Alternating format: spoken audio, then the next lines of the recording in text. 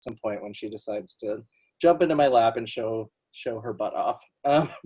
So it's, again, just so wonderful to be in a virtual space with other folks who care about cultural accessibility, and an extra honor to be following Betty Siegel's talk, which was very energizing.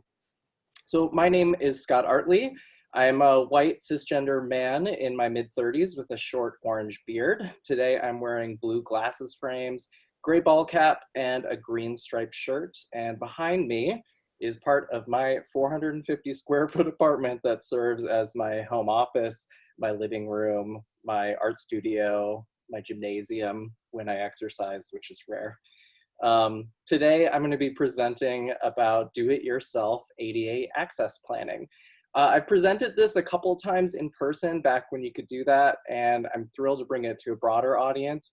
The original version of this workshop was about 90 minutes, so I've worked my best to pare it down. That said, I'm going to keep an eye on the time. We may have to skip some things to keep us on track, so I'll try to make sure we get the best parts of it. I would love it if I could ask one of the Artreach folks to drop the link in the chat to the Dropbox folder where you can download the slide deck and handouts for this session. I encourage you to take a moment to grab those if you wish to follow along, although it's totally not necessary. The slide deck I have today is built with accessibility principles in mind and has been remediated to optimize the PDF for screen readers. As I present, I'll be verbally describing all visual elements. I'll admit that I didn't have time to fully optimize the other PDFs in that Dropbox folder, but I will be working on that this week. And at the end of this, I'm going to share a link where you can find the updated PDFs next week. So with that, let's get going. All right, here's our agenda for today. This is going to go by fast, but we're going to cover some fun territory. We'll start out with a little bit about the Metropolitan Regional Arts Council where I work and how I ended up there. Then we'll answer what is the ADA? I know a lot of you are aware already, but for those of you who are new to this work or could use a refresher, I wanted to get us all on the same page. I'll pause after that section for questions, so feel free to use that Q&A feature in Zoom to ask those questions, and we'll be happy to chat through them. Then we'll address what is access planning, and I'll talk about a general framework for what planning for access looks like. Finally, we'll dive into that DIY ADA access planning workbook that I created for MRAC as part of our accessibility training series. If we have time, we'll try to open up questions at the end. Again, feel free to use that Q&A feature as questions come to you along the way. So what is MRAC? The mission of the Metropolitan Regional Arts Council is to improve arts access for communities in the 7-county metro region through support to artists and organizations. MRAC is an independent 501c3 nonprofit organization, but our funding comes mostly from state sources, so we're often mistaken for a state agency. We fund activities at the intersection of where arts serve communities. So I've highlighted in this slide the word arts and communities. The state arts funding in Minnesota looks somewhat like other states and has some unique features too. So state funding for the arts starts with the taxpayers of Minnesota who generate revenue through tax dollars. Blue arrow points down to the Minnesota legislature, which decides what to do with those tax dollars. Our funding comes from two sources, general appropriation, where legislators declare that the state supports the arts as an important part of the community, just like any other infrastructure, and appropriates money for that purpose. The second source for which the logo appears, it's called the Clean Water, Land, and Legacy Amendment, comes from, in 2008, Minnesota citizens voted to amend the state constitution to increase sales tax by 0.3% for 25 years to support and protect what we thought were critical components of Minnesota's legacy. This was really radical to unite environmentalists and arts enthusiasts in this purpose. Very exciting, very unique, something to look into. 19.75% of that funding went to the Arts and Culture Heritage Fund. A portion of that, 19.75%, goes to the Minnesota State Arts Board. There's a blue arrow pointing down to Minnesota State Arts Board, as well as the Minnesota State Arts Board logo to the right. This state agency is tasked with distributing public dollars to the arts. Continuing that state arts funding system from the State Arts Board, they use about 70% of those public funds for its own grants and services, and the remaining 30% is distributed to 11 regional arts councils. This grassroots system is brilliant in that it allows a local independent agency to determine what each region needs. So MRAC, where I work, the Metropolitan Regional Arts Council, has identified that we can best supplement those statewide grants and services by focusing on serving arts groups with budgets under $400,000 and non-arts groups like social service providers that want to provide arts programming to their communities. In fiscal year 2020, MRAC was granted about $3.8 million to support the arts in our region and provided services like the training workshops on accessibility that I run. So on the left is a map of Minnesota, which is made up of land belonging to indigenous peoples, specifically Dakota and Ojibwe peoples. The map is split up into 11 geographic regions, and highlighted on the right is Region 11, which is the Twin Cities Metro, with the counties surrounding and including the Twin Cities Metro area of Minneapolis and St. Paul. We have about half the population of the state in this region and receive about 40% of available funding to distribute. We do a lot with the money that we have. I'm very proud to be working at MRAC. So how did I get here? This slide includes information about your humble presenter, Scott Artley. Yes, my last name is Artley. I do get that question a lot. Is your last name really Artley? No, I did not change my name based on my arts career.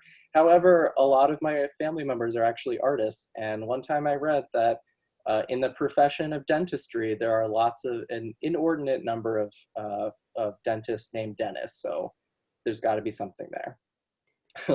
So on the left is a photo of me wearing gold-rimmed glasses, a blue-collared shirt, and brown cardigan. This is back when I used to dress up for work because my desk was across the Mississippi River and not just across the room. I was born and raised in Minnesota. I'm a multidisciplinary arts and cultural producer. I've spent about 12 years working professionally in the field as a nonprofit staffer and independent consultant. The vast majority of my work has been focused on community-driven projects and environments, both as a cultural producer and an administrator. I have a special commitment to grassroots do-it-yourself or DIY ethic, because I think that community is always going to be the best expert on what works. I was hired just about a year ago, almost to the day. Actually, I was hired September 19th, so almost to the day, as MRAC's Accessibility Program Director. My job is to run a grant program to support access for people with disabilities in the arts in the region, and offering training programs and other resources, both for MRAC internally and for the community at large to increase access for people with disabilities to the arts. So next I'll give you a little, well, I will say Betty gave us this really great overview of the legal history of disability rights, and I don't have training as a lawyer like Betty, but I wanted to give a little introduction or refresher on the Americans with Disabilities Act, just again, so we're all on the same page. So the ADA was passed by Congress in 1990. It's the nation's first comprehensive civil rights law addressing the needs of people with disabilities and prohibits discrimination in employment, public services, public accommodations, and telecommunications. Pictured on the right is New York Congressman Major Owens. He's a bald black man with gray hair and a mustache wearing a suit in front of the American flag. He was instrumental in ensuring the passage of the ADA by linking it to the 1960s civil rights movement. I will say, as I was putting together this presentation, I tried to find a photo related to this. There was a picture of George Bush Sr. signing the ADA into law. And I decided, you know, let's put a photo of Major Owens and make that the picture that I use for this. So I was glad to do that. So the ADA contains 5 major sections, which are called titles, that govern different areas of access. So those 5 titles are Title I, employment. Title II, public services.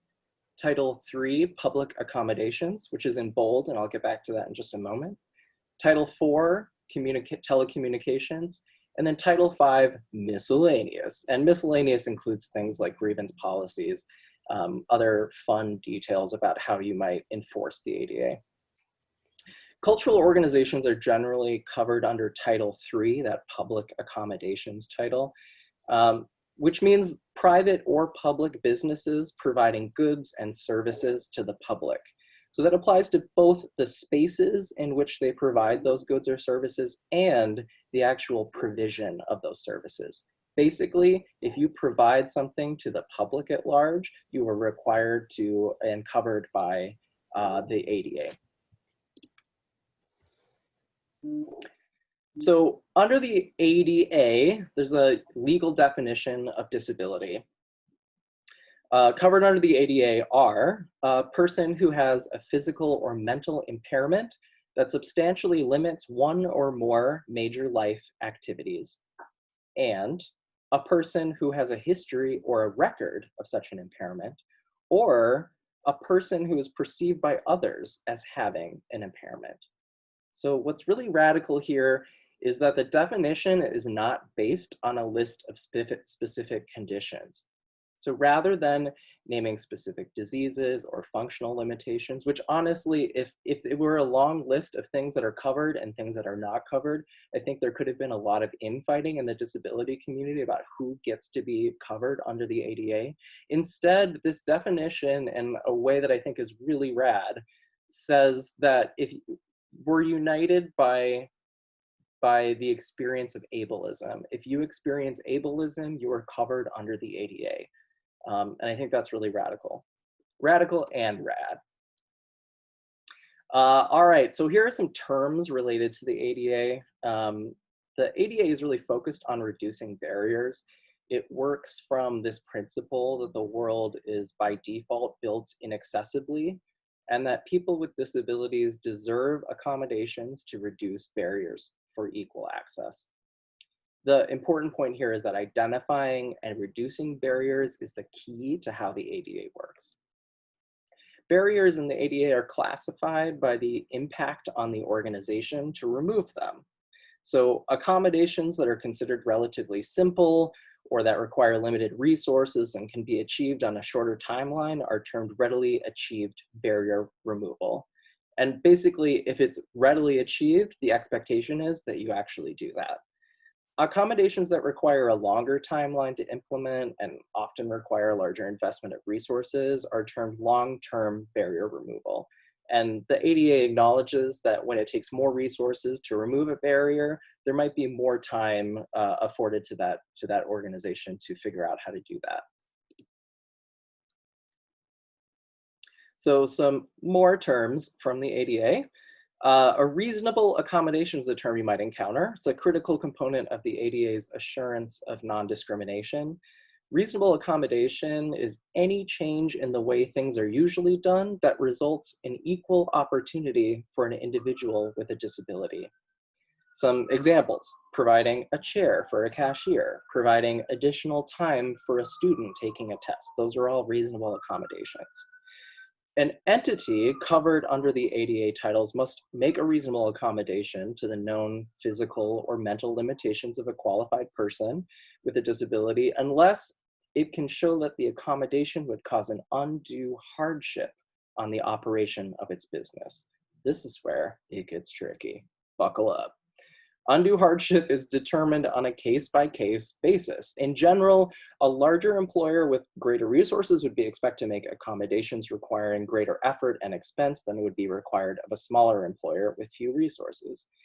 If a particular accommodation would be an undue hardship, the employer must try to identify other accommodations that will not pose such a hardship. A key element of undue hardship is that it's often discussed, that is often discussed in the cultural sector, is the idea of what's called fundamental alteration. So a fundamental alteration is an accommodation that would fundamentally alter the nature or operation of the business. that would be called an undue hardship if it fundamentally altered the nature of the good or service being offered. I've encountered this in arts groups in my experience as an independent consultant that say that offering, quote unquote, distractions of ASL interpretation or an LED captioning system, just as examples, they say that that would fundamentally alter the artistic integrity of the piece.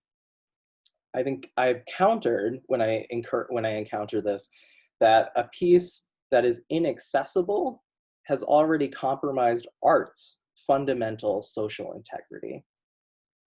Again, this deserves a much longer conversation for another day, but that is something that I did encounter a lot during my consulting work in this field. So I think it's worth mentioning, specific to the arts. So what is an ADA plan? An ADA plan so broadly, it describes an organization's plan to comply with the ADA. What does this mean, right? It's a very open-ended requirement, subject to a lot of interpretation, could look like a lot of things. And I think that's the power of it and perhaps a limitation. For organizations of all kinds, including cultural groups who explicitly serve community, an ADA plan updated frequently is the best legal and ethical defense that the organization is in compliance with the letter and, critically, the spirit of the law. So that's what an ADA plan is. I'm going to pause here for questions that have come up so far. Let me know what's on your mind. So this is Alex from Artreach. We haven't had any questions come in yet. Oh, actually, we did just get one. Can you explain another example of undue hardship? Yeah, so this maybe goes to the sort of fundamental alteration. Say that you're in a historic home, and this historic home has been converted into a museum. The idea of installing an elevator to get to a second floor in this historic home, for which elevators were not a typical feature at the time, would be a pretty big undertaking. And that might be considered an undue hardship. But that would be a longer term barrier removal. It might be more expensive than that organization would be able to cover, say in one given budget cycle. So that said, even though it's a hardship, it's a long-term barrier, the undue hardship clause sort of says, hey, we acknowledge that this is difficult and will take more time to figure out, but it doesn't let you off the hook about it. So eventually, there needs to be a way for folks to get to the second floor. I could hear that somebody might say, well, actually, this is a historic home. Installing an elevator would be inconsistent with the historic nature of this, of our museum. So therefore, this would be a fundamental alteration of the goods or services that we provide. To which, again, I would counter, like, I think that there are creative ways to install an elevator that feel consistent with the historic character of what you're presenting. And so it's important to sort of, when we hit that barrier and say, when we hit the wall and say like, oh, well, this is just impossible, I think it takes what I think arts organizations are already, and cultural organizations are already so good at doing, which is thinking creatively about how to solve those things. My cat, Kitty Pants, agrees. Any other questions coming up? We did get one more question from an anonymous attendee. How is ADA compliance enforced, and at what levels of government? That's a really great question. I had a whole slide about it, and then it started giving me lots of feelings, and I was like, let's not spend time on those feelings. But you know what? Let's spend time on those feelings. So the ADA is enforced through the courts, through the Department of Justice.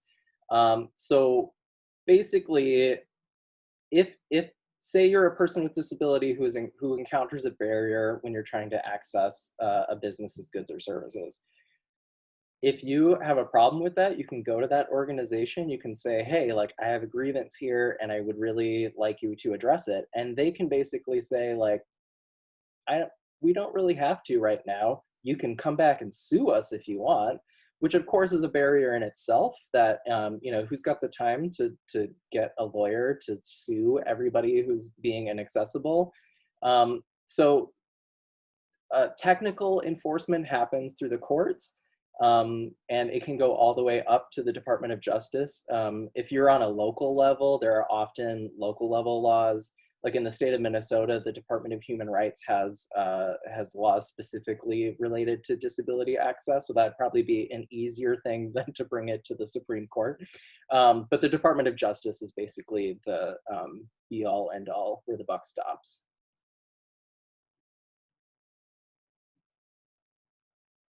Any other questions? We did just have one more come in. What about institutions who use the courts to drag out the conversion process just to avoid actually making all the changes? Sure. Yeah, that's another great example of how the way that we enforce the ADA is challenged right now. And again, think about all the ways that social media have enabled us to use tactics that are outside of the law to get at some of those same solutions. I think the #MeToo movement is a fantastic example of folks using collective power to enact change outside of the legal system. So I think there are ways that we could do this work outside of the legal system. Ultimately, I personally feel like the arc, the arc of history bends toward justice, and it takes people with the courage to do that work, to make those complaints, to demand justice for change to happen. And I think it's especially important for allies. So not necessarily people with disabilities who would perhaps see consequences directly to their daily lives that might impact the quality of their lives by making these complaints, that it's important for allies to rise up and really advocate. Yeah. All right, I'm gonna move us along.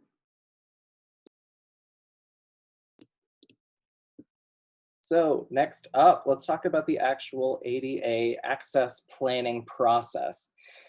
So this is something that I wish someone had explained to me on a really basic level when I started doing this work, because I was really thrust into doing it before I understood the basics.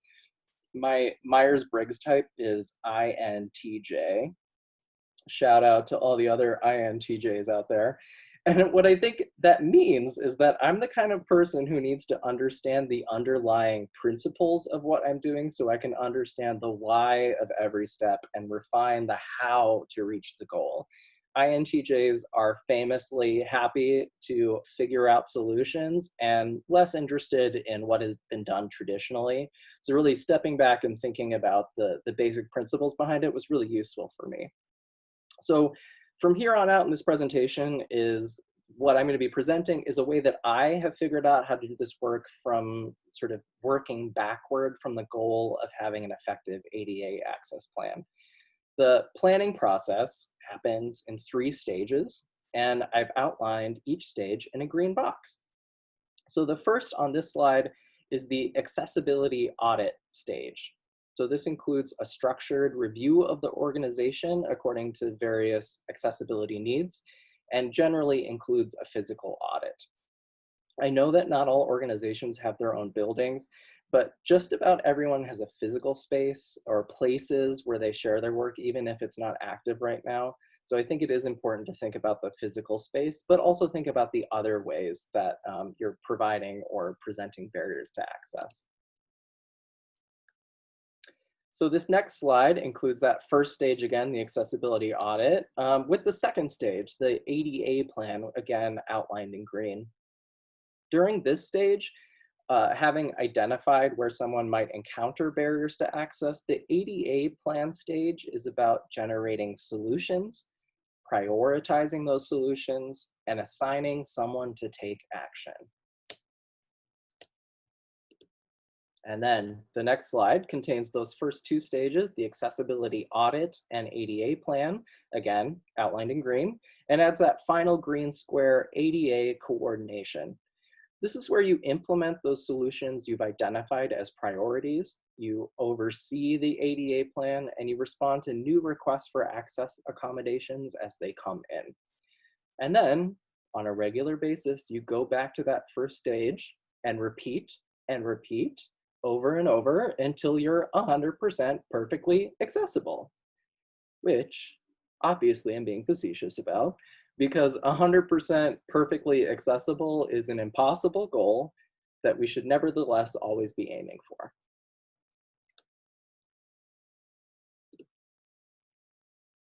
So one of my first goals at MRAC was to train organizations in the region to plan for accessibility. So I did a lot of research about how to do this. I kept finding checklists. Checklists upon checklists, checklists made out of smaller checklists combined into one huge checklist. And what I had trouble with was and these checklists are amazing and really useful, and I encourage you to seek those out. What I had trouble finding was a checklist that could serve the needs of small cultural organizations who are less likely to have a physical building, less likely to have budgets where they can afford access services, which are expensive. They are important, but they are expensive. And I think small cultural organizations can also be more likely to be nimble and creative. And a checklist doesn't necessarily reinforce that nimble creativity. So I created this ADA Access Planning Workbook to be scalable for the vast and varied community of arts groups that MRAC serves.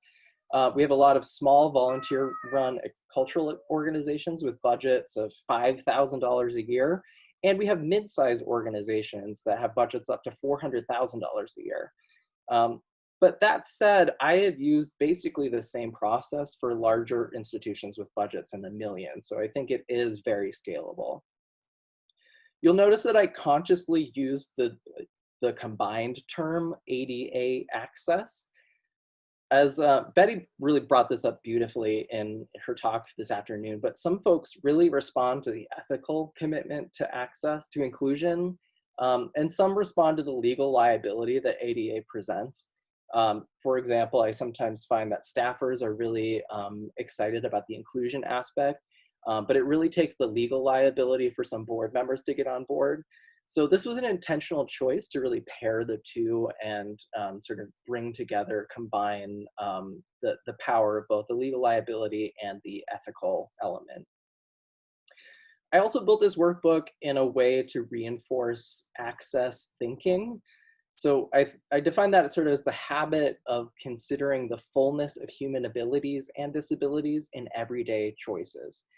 And I also built this as a way to develop a group's collective ability to embed this habit into a group's way of working regularly, which I call a shared culture of access. I designed this workbook with the suggestion that a group get together with a group of people to work it out. Ideally, you would get folks from various levels and perspectives in the group, so senior leadership, frontline workers, both contributing to the plan together. The real work of this workbook is getting on the same page. And this workbook is the product that represents the real work, which is you finding common understanding in your organization and facilitating the negotiation necessary to come up with solutions. So this ADA Access Planning Workbook is built around what I call categories of access, which are ways of organizing the conceptual work of access planning. Betty presented us with a slightly different sort of conceptual framework, which I think is really similar, which is awesome. To the right is a collection of accessibility accommodations, icons in blue and white, arranged in a square. It's a variety of different accommodations, including ASL interpretation, closed captioning, Braille. These categories of access so the conceptual framework that I've come up with is one, accessibility policies. Second is access planning and resources. The third is physical and architectural access. Fourth is communications and outreach. And then finally, accessible programs and services. So let's kick it off with the accessibility policies. If you have the workbook available, now might be a good time to pull it out and talk about it. You could possibly pair it on your screen. If you happen to print it out, which I feel like happens rarely now, I haven't used a printer in months and I don't miss it. But if you happen to have a printed copy, bring it out, might be helpful to take a look at it, but also totally not necessary to have it in front of you. All the information I present will help you if you look at it later. So this workbook kicks off on page 1 with accessibility policies, which is that first category of access I talked about in the last slide. For larger or more mature organizations, there may be existing policies in place, and there are likely established processes and even procedures written down. But for a smaller or younger organization, I would look at policies as the best place to start. And the reason is a policy is really your guide, your roadmap, which direction are you going to head when an issue or opportunity arises related to access, and you're not sure how to respond. I provided a sample policy in the workbook as really a starting point. Getting the language of it can be really challenging, so I just presented that as a way, a place to start. Of course, feel free to revise. I think the really important piece is that it should be really exciting for the leaders who are involved in this work to do this work. If that policy is something they're really excited about, that means it's an effective policy. So on this workbook, the first page, consider the sample non-discrimination and access policies. And then reflect on the remaining sections of this page being realistic about what's happening now. You maybe are like, hey, we're not doing this perfectly right now. It's totally okay to be honest about that. In fact, I think it's going to do better if you are honest about it. But it's also a place for you to plan to make changes, and you can note them there. If you don't have a grievance policy, you can say, hey, we don't yet have a grievance policy, but let's make one. The other sections here ask you to make explicit how you arrived at this plan, how the dynamics of power and permission play into this work, which is a really important element, and how you'll handle incoming requests and grievances. You'd be surprised at how many mature organizations haven't completed what I think is this really fundamental step of having these conversations explicitly. You might have inherited a policy, you might have procedures in place that aren't actually tied to a policy. I think it's just such an important foundation that you have these conversations and be really explicit about it to get your work started, because it's the foundation on which all of the rest of this workbook, all the rest of these conversations will stand. So completing the other pages of the workbook. Each page on pages 2 through 5 of the workbook will take you through the planning process according to those remaining categories of access. So on each of these pages, you will have conversations that go through those first 2 stages of the access planning process, those first 2 green boxes from a few slides ago. So accessibility audit and generating an ADA plan. So for each page, read the prompting questions for each category. This takes you through, are you doing this right now? Have you thought about this? And then reflect on whether or not your organization does those things now. If yes, celebrate. Document them in that section, current efforts. My work as a consultant, I feel like I so often had to remind folks, like, you're already in the mindset of wanting to provide inclusion. And actually, even though you think you're doing very little, if you really think about it on a broader scale, you are doing a lot to provide access to folks with disabilities in your community. Let's name those, let's celebrate those. So I feel a lot of my work was like congratulating. And I think it's important to really positively reinforce those moments where it's like, oh, actually, we're doing a good job of this. We could maybe do better, but I think it's really important to recognize when you're doing good. So let's say you're not doing one of those things in those prompting questions. If not, I want you to reflect on how that presents a barrier to somebody who might want to access your group's activities, and then document in the section titled Known Barriers at the bottom. Known barriers. What a challenging thing to think about. But let's take a moment and think about the best way to do that. So filling out that known barriers section might be hard, but it is really a key part of how you develop access thinking. I created another supplemental tool to help you think through those barriers. This is the document titled Identifying Barriers and Setting Goals. So this is separate from the workbook. This is another one of those PDFs for download. So this is sort of a supplement for you to also hold on to while you're having those conversations through the workbook. I want to acknowledge that this tool is inspired by and adapted from the work of Upstream Arts. Their logo is presented here. It's a spiral in purple in front of blue scribbles, also in a circle with the text Upstream Arts to the right. Upstream Arts is this fabulous organization based in Minneapolis. Their mission is to use the power of the creative arts to activate and amplify the voice and choice of individuals with disabilities. They presented to me this SMILE framework, which is a way to think about all the ways you might provide access to your activities for people with disabilities. So under those identifying barriers, you'd want to be thinking about how might participants face barriers related to. That's sort of how you might start each of these questions under these different kinds of barriers. So there's an illustration here of a person with their brain highlighted, surrounded by icons that include an ear, an eye, nose, mouth with a tongue, and hand. The image is credited to gifted research and outreach. So how might participants face barriers related to sensory experience? That might include seeing activities, hearing activities, fragrance or chemical allergies, sensory processing disorders that might look like, some folks call it overstimulation, and then other mental health or social concerns. So thinking all about the sensory experience. Next is mobility.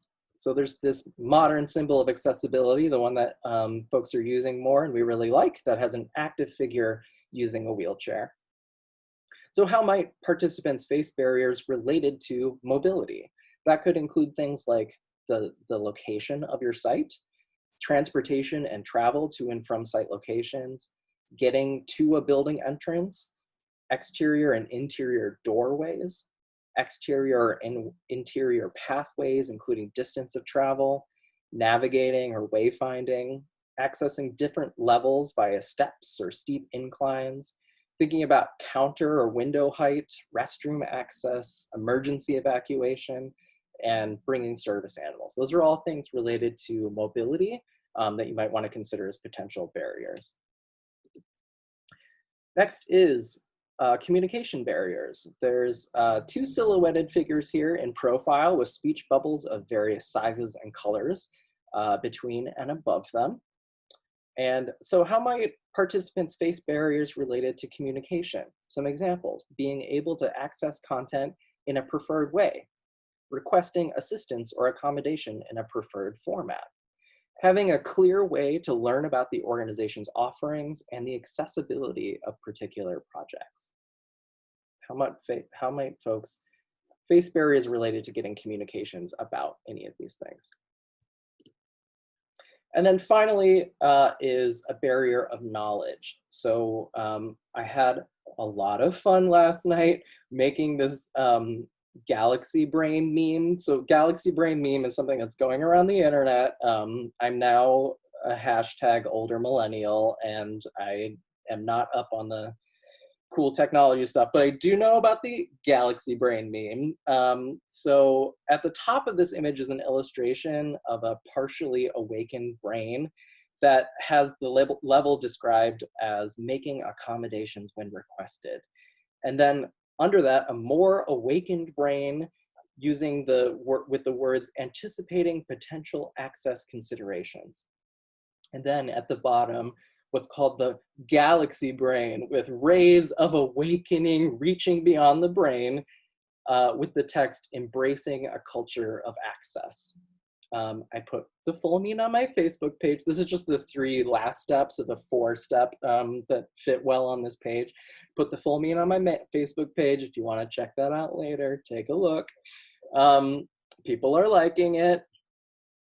So how might participants face barriers related to knowledge?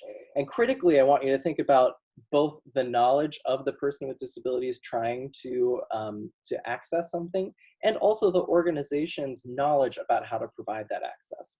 So for example, a lack of awareness, skills, or expertise by leaders. Other might be others' assumptions about how someone can or cannot participate. Knowing what to expect. Understanding how to participate, awareness of services offered or choices one could make about how to participate, and finally, how to ask for assistance or accommodations. These are all related to knowledge, not just communication. Communicating that knowledge is the next sort of step beyond that, but knowledge is sort of this fundamental element of where barriers come in. So now that you've identified your known barriers and spent some time really developing that access thinking, it's time to build some goals to address those barriers. So in the slide here, the next step in this process is to consider each known barrier and develop SMART goals to address them. Develop SMART goals is in bold. I will come back to that. So developing goals to address them. And then I suggest that you refer back to those prompting questions for possible solutions. So some of those questions are you providing this particular accommodation? If you are, you've put it in current strategies and you've celebrated. If you don't, you say, that might be a barrier for these reasons. And then it might also present a solution. So, hey, we're not providing this particular accommodation. That could be a solution to address that barrier. And then as you develop these goals, you want to decide whether they're short-term goals or long-term goals. So again, back to that idea of readily achievable barrier removal and long-term barrier removal. I think it's important for us to think about what's realistic, which is why I've included those 2 columns. So determining whether it's something that you could do on the short term. I made the suggestion of 3 to 18 months under short term. Obviously, this is going to be different for every organization. Small organizations might be able to do things in 2 months. That would be amazing. But I presented those 3 to 18 months as a just sort of general framework that I think works for a lot of organizations. And then long-term goals, which would be beyond that 18-month period. So having those goals written down, even if you know it's going to be 5 years before your capital campaign when you can address those things, it's important to log those to say we acknowledge that those barriers exist, and our long-term goal is to work on addressing it. And then once you have those goals, the work next is to prioritize them. So let's talk more about what prioritizing and developing SMART goals looks like. So you might have seen SMART goals as part of a strategic planning exercise, often used in strategic planning. But I'll give a quick overview of the features of an effective goal.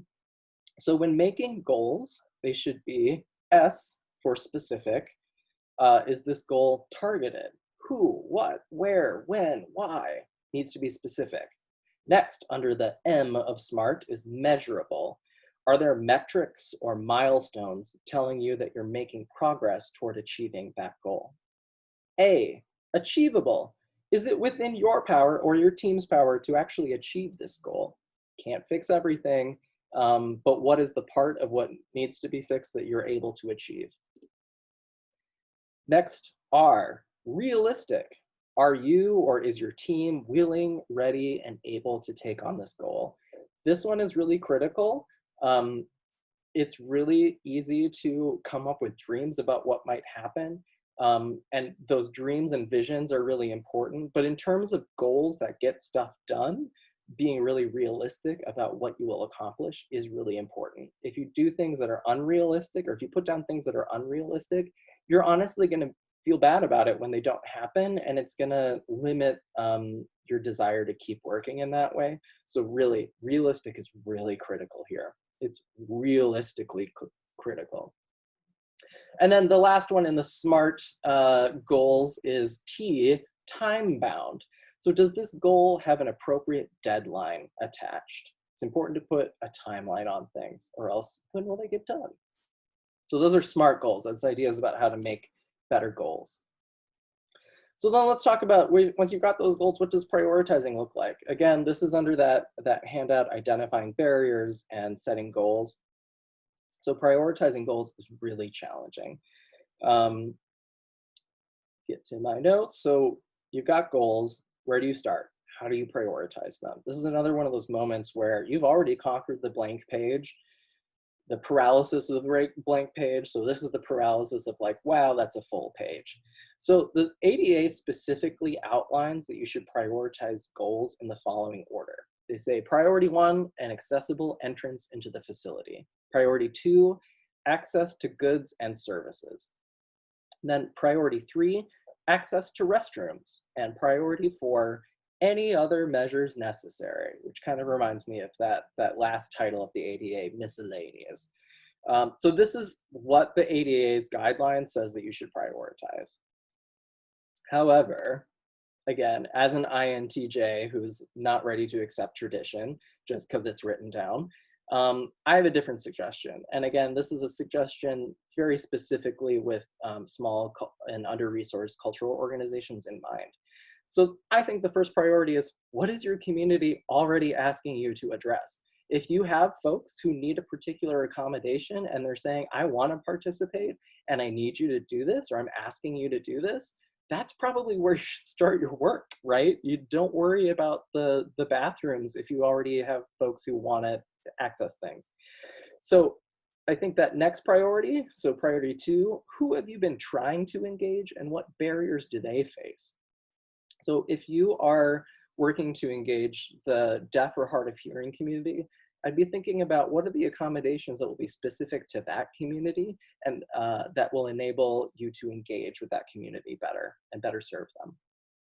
And then my suggestion number 3 is thinking about what other strategies can you readily achieve without major resources.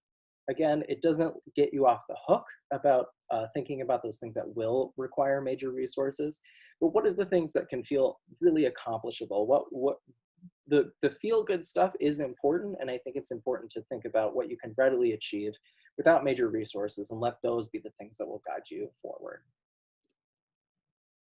So back to the workbook. The third step, is this actually number 3? I don't know. You know, PowerPoint renamed it 3. I'll never know why. Assign next steps to a specific person. So this is part of that coordination stage in the access planning process. Assigning action is really critical. Assigning a specific person to it ensures that something gets done.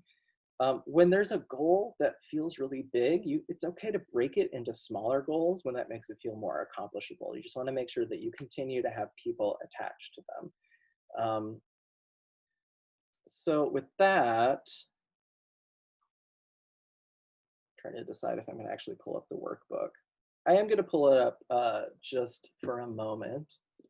So let's go to the workbook. So this is the ADA Access Planning Workbook, the DIY one that I made. So here's this first page. And I'm going to scroll down here to physical and architectural access. So I'm going to just do this quickly as an example of how this process might look. Now that I've taken you through the whole process in slide format, let's talk about it in terms of the actual workbook. So this is the section physical and architectural access. Honestly, you could start anywhere if you wanted to. If it makes sense for you to start in physical and architectural access, go for it, and then go back to policies or any other element. This is for you to use however makes sense. I would say there are going to be pain points. Maybe don't try to tackle those pain points right away if it means that you actually do it.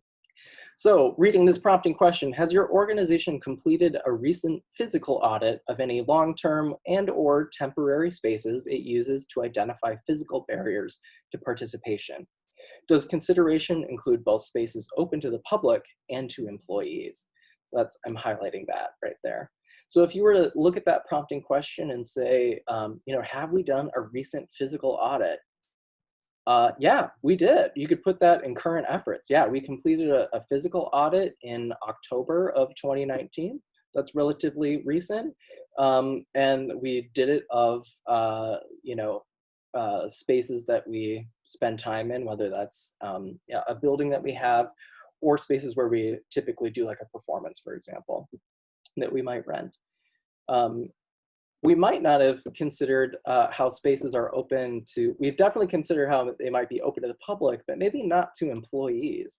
So we might say, hey, that's a barrier that we might have trouble getting employees with disabilities who might not be able to, we might have a technician position.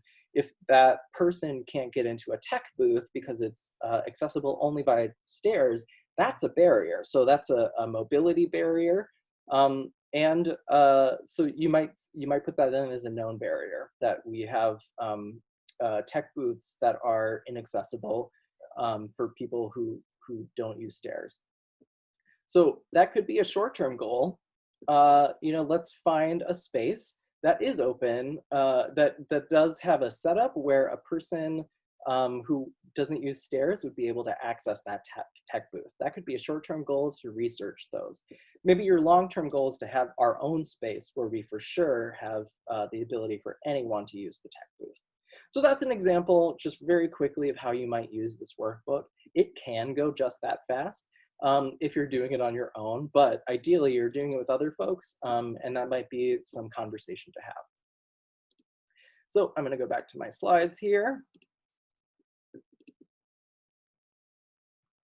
So as we're nearing the end here, I just have a couple slides left. So then what? So, sorry, I'm on my wrong notes. If you want to, you do not need to. If you want to, say you've been taking notes by hand, you can create a cleaner and clearer version of what you developed in the worksheet to share with others. But again, thinking about smaller cultural organizations, it's okay if your handwritten version is what you have time to do right now. That can be your plan. Again, this is one of the strengths of the ADA plan. The sort of nebulous nature of the ADA plan is that it can look like many things as long as it works for that organization. If that handwritten version is what you've got energy and time for right now, again, celebrate that you did this in the first place, that you made time to do it. And that's cool, and that's your plan. That's great. So continuing that, and then what happens? It should be, if you have a board of directors, the plan should be approved by the board of directors. We have an advisory committee, that could happen. And when that finished plan is approved, note that date of approval in the workbook. It's important, I think, if you have a board of directors, for them to understand that they are ultimately responsible for complying with the law, and that this plan is their assurance that the work is being done. So they need to know how important it is. So what happens? What happens after what happens next? So you want to revisit. The access to coordinator should make sure that the organization is revisiting this plan on a regular basis. So this person, I want to note, shouldn't be the only one executing on what's in this plan. Like, a plan that's destined to fail is one that is built in a way that it takes a whole community to make happen, but is assigned to one person. So I want you to think about the access coordinator as the person who is tasked with reminding the organization about the plan to ensure that it's being acted upon. So for example, maybe it becomes a standing agenda item for board meetings. Maybe it's part of the first production meeting for every project. There's lots of ways to ensure that you get in the habit of revisiting this plan. And then after you've revisited, you want to consider revising. So you might at a regular interval take a look at that plan and say, hey, look, we completed a goal, let's celebrate. There's so much celebration in my presentation, and it's on purpose because I think it's important for us to celebrate. So if you completed a goal, please celebrate. Having trouble completing a goal, think it through. Think about what's stalling the process and think about adjusting the goal. Goals are not written in stone. They're meant to be ways for us to motivate work and direction. So they're something that can change. While you will revisit this plan regularly throughout the year to ensure that those planned activities are taking place, it's often revised entirely every 1 to 3 years to reflect changes in the organization and its needs. So, whew, that was a lot. With that, I want to open it up for those questions. And then I will have one more slide just closing things out. So if we could just take, I know we're at 2:28. Let me actually just do my quick thank yous before we do that. I've compiled a select number of resources on MRAC's website related to accessibility with a special focus on resources that are actionable for small arts and cultural groups. I also will have that DIY ADA accessible planning workbook available for download. And we'll be updating it to make sure that it's more accessible. Thank you again to Artreach for letting me be part of this exciting event. And honestly, big thanks to all of you who are watching this. Even during a pandemic, I'm aware that we all have a lot going on. And there are a lot of ways that we could be spending our time. So I really appreciate you taking a moment to spend it with us. So with that, I will open it up for any final questions in our last minute. If the Artreach folks could maybe pick out 1 or 2 questions, that would be especially great to answer. That would be great. Otherwise, I'm also happy to answer things over email later. Yeah, I think we can take a few extra minutes to answer 1 or 2 questions if you want, Scott. One that we got in particular is asking if you can discuss, in your opinion, whether it's appropriate for PR and marketing departments to promote ADA goals that are achieved within an institution in good faith. Yeah, if you're reaching those goals, please celebrate. If there's nothing you take away other than like, please celebrate. So yes, I think it's great to talk about those things. Of course, that's often part of your plan, is to promote that you have these access services available. And, you know, it's a really compelling thing for lots of reasons, you know, marketing upcoming activities, but also telling the story of what your organization is doing to meet its mission. That, you know, if you've got documentation, photos, testimonials from folks who are using those services, please use them. Yes. And then maybe one last question to wrap things up.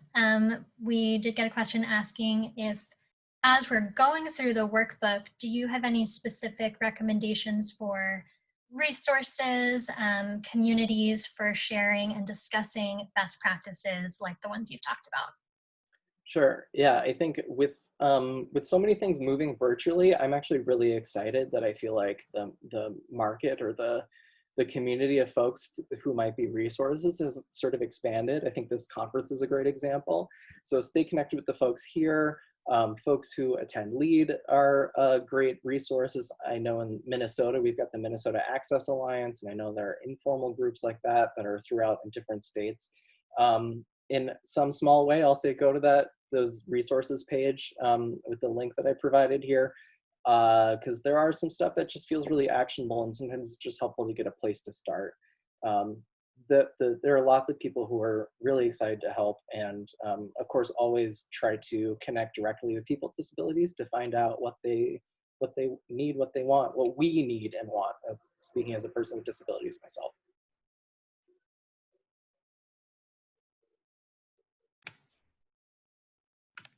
All right. Thank you, Scott. This is John from Artreach again. And I love the idea that you kind of shared with us all about breaking your access plan up into manageable pieces, because it can be daunting to try to do that for an entire organization all at once. And so breaking it up into those small wins is always fun.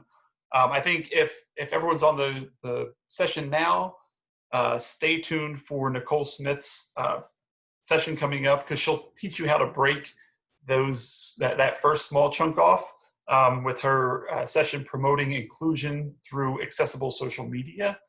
Digital accessibility is such a huge piece of everything right now, especially with a lot of shutdowns happening with the pandemic. So that's a particularly timely session that will start at 4 o'clock.